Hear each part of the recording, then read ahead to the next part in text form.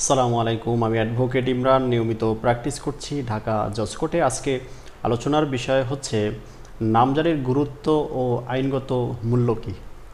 আপনি নামজারি করছেন কিন্তু নামজারির গুরুত্ব কী আপনি জানেন না, বা আইনগত মূল্য কী সেটাও আপনি জানেন না। তাহলে নামজারি কিভাবে আপনি করবেন বা তার গুরুত্ব আপনি কিভাবে দিবেন? সাপোজ আপনি একটি জিনিস ক্রয় করবেন, সেটি হতে পারে পিতল, আবার আরেকটি জিনিস ক্রয় করবেন সেটি হচ্ছে স্বর্ণ। দুটির মূল্য কিন্তু দুই রকমের, দেখতে একই রকমের হলেও দুইটির মূল্য দুই রকমের। পিতল আপনি যে দাম দিয়ে ক্রয় করবেন নিশ্চয়ই স্বর্ণ সেই দামে আপনি পাবেন না। তাহলে আগে জানতে হবে জিনিসের মূল্য, জিনিসের গুরুত্ব। যখন আপনি জিনিসের গুরুত্ব জানবেন তখন আপনি মূল্য এমনিতেই জেনে যাবেন প্রিয় দর্শক। সেই জন্য নামজারির গুরুত্ব ও আইনগত মূল্য কী সে বিষয় নিয়ে বিস্তারিত এই ভিডিওতে আলোচনা করছি প্রিয় দর্শক। যদি ভিডিওটি আপনার কাছে ভালো লেগে থাকে এবং এরকম নিত্য নতুন ভিডিও পেতে চান তাহলে চ্যানেলটি সাবস্ক্রাইব করে সাথে থাকা বেল আইকনটি অন করে দেবেন। প্রিয় দর্শক, নামজারির গুরুত্ব কিন্তু অনেক, নামজারির গুরুত্ব সত্যিই অনেক। যেমন রাষ্ট্রীয় অধিগ্রহণ ও প্রজাস্বত্ব আইন 1950-এর 143 ধারা অনুসারে নামজারির রেকর্ড সংশোধনের আদেশ দেয়া হয়। তার আইনগত মূল্য রয়েছে অনেক। তার ভিতরে 1 নম্বর হচ্ছে নামজারির আদেশের ভিত্তিতে সংশোধিত খতিয়ান সৃষ্টির ফলে সরকার রেকর্ডের মালিকের নাম স্থাপিত হয় এবং মালিকানা হালনাগাদ হয়। প্রিয় দর্শক, যখন আপনার একটি খতিয়ান সৃষ্টি হয় তখন সাথে সাথে কিন্তু অন্যের মালিকানা পরিবর্তন হয়। আপনি যে ব্যক্তির কাছ থেকে সম্পত্তি ক্রয় করেছেন সেই ব্যক্তির নামটি কর্তন হয়ে আপনার নামটি কিন্তু সংযোজিত হয়। সুতরাং নামজারি কিন্তু গুরুত্ব আসলেই অনেক। 2 নম্বর হচ্ছে নামজারির ফলে জমির পূর্বের জোত খারিজ হয়ে যায় এবং নতুন করে একটি জোত সৃষ্টি হয়, এবং নামজারি না করলে পরবর্তীতে জরিপ না হওয়া পর্যন্ত তা মালিকের নামে হোল্ডিং থেকে যাবে। অর্থাৎ আপনি যদি নামজারি না করেন তাহলে পূর্বের যে মালিক যার নামে হোল্ডিংটি ছিল তার নামেই থাকবে। ওই আগামী খতিয়ান আপনার সৃষ্টি না হওয়া পর্যন্ত, কোন খতিয়ান? সার্ভে সেটেলমেন্ট কর্তৃক রেকর্ডীয় জরিপ খতিয়ান। তা কবে হবে? আপনি ধরেন আজকে জমিটি ক্রয় করেছেন, 20 বছর পরে হতে পারে।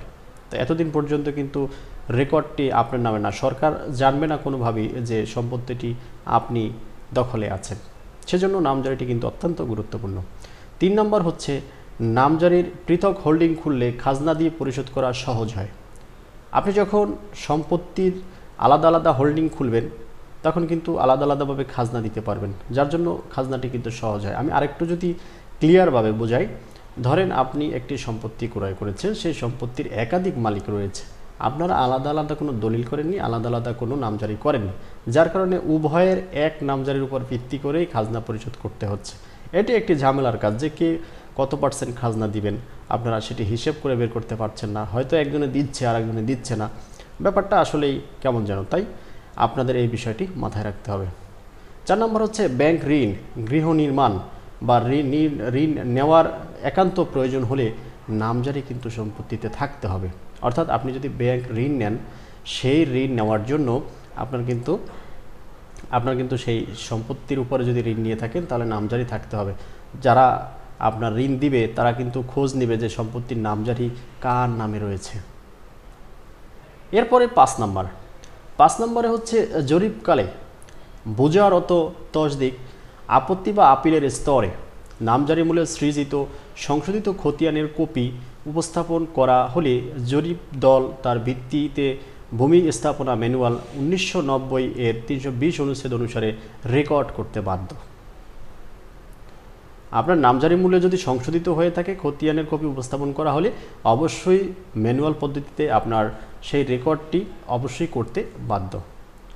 পরবর্তীতে যে রেকর্ডটি হবে সেই রেকর্ডটি করতে বাধ্য।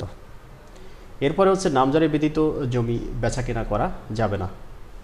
আপনি যে সম্পত্তিটির মালিক হয়েছেন সেই সম্পত্তি যদি পুনরায় আপনি বিক্রি করতে চান, সে বিক্রি করার জন্য কিন্তু আপনার যে ব্যক্তি ক্রয় করবে সে দেখবে আপনার নামে ডিসিআর রয়েছে কিনা, আপনি খাজনা পরিশোধ করছেন কিনা, আপনার নামে নামজারি আছে কিনা।